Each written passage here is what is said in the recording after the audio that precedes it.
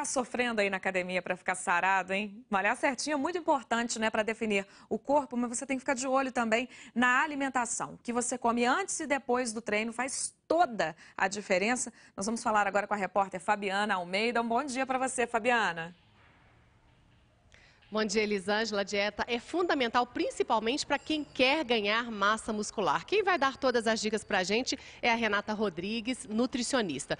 Muita gente malha, emagrece, malha demais e acaba ficando flácido, né? O que acontece? É a perda da massa muscular? Exatamente. Às vezes a pessoa não tem uma dieta adequada ou então come direitinho, mas não faz um treino legal. Então tem que ser as duas coisas juntas. Na alimentação, o que deve ser comido antes? Do que a gente deve se alimentar antes de ir para a academia? Então antes a gente precisa de energia. Então a gente tem que dar prioridade para carboidrato. Tem que ter um pouquinho de proteína para a gente já prevenir a perda que vai acontecer depois, mas a prioridade tem que ser carboidrato. Então, por exemplo, um pão integral com queijo branco, um macarrão integral bolonhesa, um cereal com leite desnatado já são boas opções. Isso tem um tempo que deve ser consumido antes da malhação?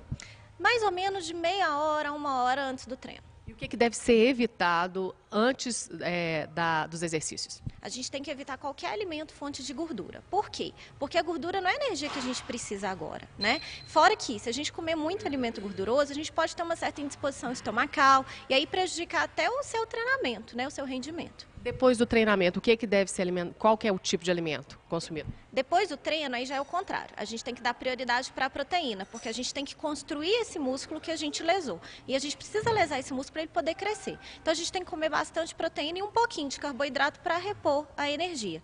Então, por exemplo, uma omelete de queijo branco com legumes, um frango grelhado com salada, né? Por exemplo, uma vitamina de fruta com leite desnatado, são boas ideias. E qual é a quantidade ideal? Varia de pessoa por pessoa? Ah, varia. Aí nesse caso vai variar de acordo com o peso, a altura, idade, tipo de treinamento, então é muito individual. Por isso é importante ter um acompanhamento também nutricional? Sem dúvida, sem dúvida. Às vezes a gente vê muito essa coisa de papo de academia, ai, meu amigo tá tomando suplemento X e ganhou massa, o outro emagreceu. Então, às vezes você entra nessa onda, gasta fortunas e nem sempre consegue o objetivo que você quer. Com orientação profissional, às vezes você vai gastar muito menos e vai conseguir o seu objetivo muito mais rápido. Ingerir o suplemento faz diferença mesmo?